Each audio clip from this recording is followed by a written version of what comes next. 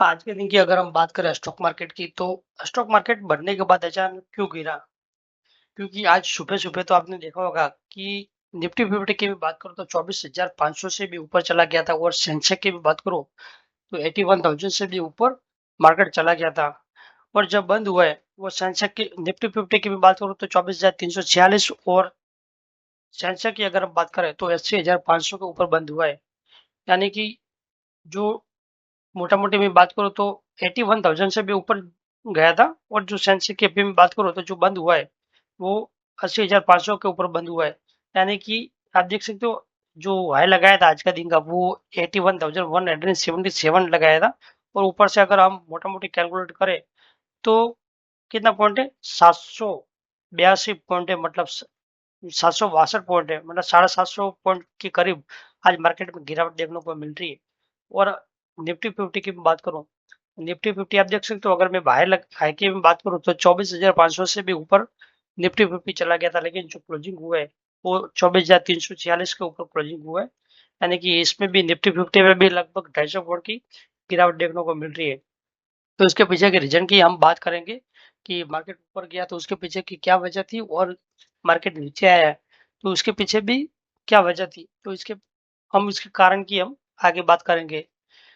लेकिन इससे पहले मैं बात करूँ तो आज के दिन की सबसे ज़्यादा जो तेज़ी हमें देखने को मिल रही है वो तेल एंड गैस जो स्टॉक है उनमें और मीडिया कंपनी का जो स्टॉक है उनमें सबसे ज़्यादा तेज़ी हमें देखने को मिल रही।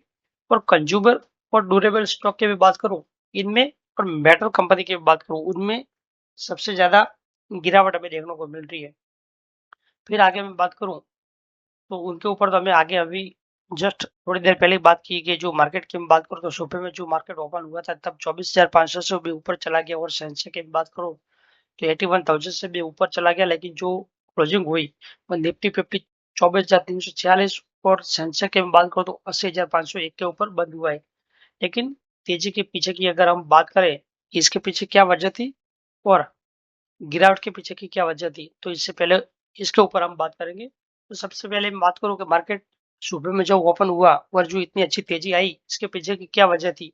तो सबसे पहले तो मैं बात करूँ तो रूपी हमारा जो रूपी है वो आपको मैं इधर दिखाना भी चाहूंगा कि अभी कितना चल रहा है। क्योंकि यूएसडी डॉलर की मैं बात करूं तो जब पहले की बात करूं तो 81,000 से भी ऊपर चला गया था। अभी जो क्लोजिंग हुआ है बंद हुआ है वो 84.57 मतलब 84.57 के ऊपर बंद हुआ है।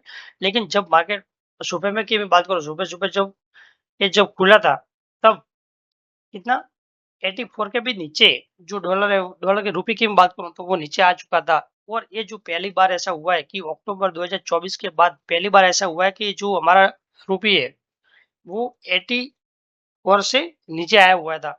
लेकिन बीच में तो आपने देखा होगा कि 88 को भी क्रॉस कर चुका था। ये जो जितने भी रुपये हमारा जितना नीचे आएगा जितना मजबूत होगा उतना ही एक मार्केट के लिए भी अच्छी बात है पॉजिटिव बात मानी जाती है। फिर आगे मैं बात करूं तो फॉरेन इन्वेस्टर की मैं बात करूं तो फॉरेन इन्वेस्टर अभी की मैं बात करूं पहले तो लगातार बिकवाली कर रहे थे आपको भी पता है। लेकिन अभी की मैं बात करूं तो लगातार एक अच्छी खरीदारी करते हुए हमें देखने को मिल रहे हैं। आज के दिन की मैं बात करूं तो आज भी जो फॉरेन इन्वेस्टर की तरफ से 2700 करोड़ की खरीदारी हुई है। ठीक है तो पहले लगातार बिकवाली कर रहे थे लेकिन अभी की मैं बात करूं तो लगातार रोज की जो एक अच्छी उनकी तरफ से खरीदारी होते हुए हमें देखने को मिल रही है। तो ये भी मार्केट के लिए एक अच्छी पॉजिटिव बात देखने को मिल रही है। फिर अभी जीएसटी का कलेक्शन का जो डेटा है वो हमें सामने आता हुआ हमें देखने को मिला है। तो अप्रैल महीने की मैं बात करूं तो जो जीएसटी कलेक्शन का जो डेटा है वो लगभग 2.37 करोड़ की जीएसटी का जो कलेक्शन होते हुए हमें देखने को मिल रहा है। और सालाना में बात करूं ईयर ऑन ईयर तो 12% से जंप होते हुए हमें देखने को मिल रहा है। और ऑल टाइम हाई जाते हुए हमें देखने को मिल रहा है। इतना बड़ा जो कलेक्शन जीएसटी का हमें आते हुए देखने को मिल रहा है और जितना ज्यादा जीएसटी का कलेक्शन हमें इनडायरेक्ट जो टैक्स की बात करूं इतना जितना ज्यादा हमें आते हुए देखने को मिलेगा उतना ही एक मतलब पॉजिटिव बात मानी जाती है। क्योंकि लोग ज्यादा पैसा खर्च कर रहे हैं उसके हिसाब से हमें जितना ज्यादा जीएसटी का कलेक्शन का जो डेटा जितना ज्यादा जीएसटी कलेक्शन जितना ज्यादा आएगा वो हिसाब से मतलब माने तो लोग ज्यादा खर्च कर रहे हैं। क्योंकि इनडायरेक्ट टैक्स की मैं बात करूं जो जीएसटी के हिसाब से मैं बात करूं तो जितना ज्यादा जीएसटी का अमाउंट आ रहा है तो लोग ज्यादा खर्च कर रहे हैं। क्योंकि जितना ज़्यादा खर्च कर रहे हैं, तो मतलब उससे क्या होगा कि आने वाले जो कंपनी के जो नतीजे हैं, वो भी हमें आने आने वाले टाइम में अच्छे देखने को मिलेंगे। तो ये भी एक मार्केट के लिए पॉजिटिव बात मानी जाती है। फिर आगे मैं बात करूँ अभी गिरावट के पीछे की क्या वजह थी? तो एक तो हमें ये जो प्रॉफिट बुकिंग देखने को मिल रही है, क्योंकि यूएस का जो इकोनॉमी डेटा है वो रिलीज होने के बाद में प्रॉफिट बुकिंग मार्केट में देखने को मिली थी। फिर इसके बाद जो कच्चे दाम की मैं बात करूँ, तो कल के दिन की मैं बात करूँ तो जो कच्चे दाम है वो 2% से बढ़ते हुए हमें देखने को मिल रहा है। और जितना ज्यादा कच्चा जो दाम है, जो कच्चा तेल ऑयल है, वो जितना ज्यादा बढ़ेगा तो वो एक भारत के लिए नेगेटिव बात है, क्योंकि सबसे ज्यादा भारत की मैं बात करूँ तो क्रूड ऑयल परचेस करता है। और जितना सस्ता रहेगा वो हमारे लिए अच्छा है, जितना ज्यादा महंगा होगा वो हमारे लिए एक नेगेटिव बात मानी जाती है। तो एक ये पॉइंट हो गया गिरावट के पीछे की वजह की मैं बात करूँ। फिर अभी पाकिस्तान और हमारे भारत की जो तनाव देखने को मिल रहा है, तो वो भी हमें एक मार्केट में एक मतलब उसके लिए भी एक हमें गिरावट की वजह के पीछे की बात मानी जाती है कि ये जो रोज की मतलब आपने देखा होगा कि अभी 8-10 दिन से मार्केट में मतलब हर रोज का कुछ ना कुछ हमें न्यूज मीडिया में देख आप खुद देख रहे होगे कि आज कुछ ना कुछ होगा, आज कुछ ना कुछ होगा। तो इसी तरह एक तनाव मार्केट में हमें देखने को मिल रहा है। एक बार होने के बाद तो मार्केट में मतलब उधर से एक क्या होता है, मार्केट में एक रिकवरी आ जाती है, लेकिन हर रोज की एक मतलब होता कुछ नहीं है, लेकिन हर रोज का न्यूज मीडिया में भी दिखाता रहता है आज कुछ होने वाला है, आज कुछ होने वाला है। तो उसमें क्या होता है मार्केट में एक मतलब एक तनाव भरा जो है वो हमें देखने को मिल जाता है। तो इसकी वजह से भी मार्केट में गिरावट के पीछे की वजह है। फिर आगे मैं बात करूँ तो जो आज के दिन के गोल्ड की अगर दाम में बात करूँ गोल्ड की, तो गोल्ड अभी कितना चल रहा है? 96,000 के ऊपर आ चुका है गोल्ड। पहले बीच में तो आपने देखा होगा कि 1 लाख को भी क्रॉस कर चुका था, लेकिन अभी गोल्ड है वो धीरे धीरे करके नीचे आ रहा है।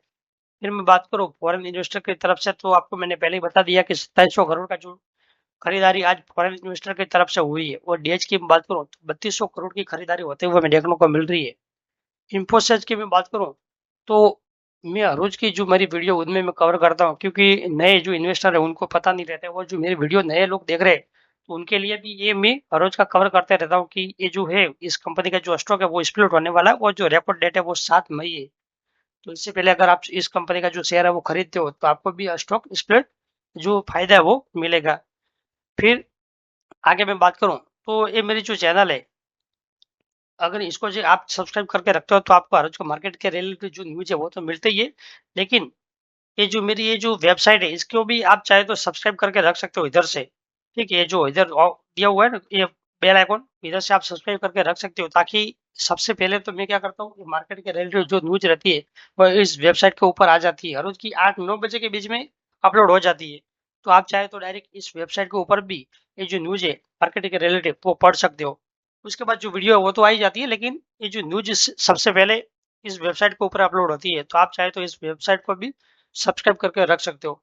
तो बस आज के लिए इतना ही, मिलते हैं नेक्स्ट वीडियो में। और आज का दिन का आपका जो वीडियो पसंद आए तो वीडियो को लाइक कीजिए, शेयर कीजिए, और चाहे तो चैनल को भी सब्सक्राइब करके रख सकते हो।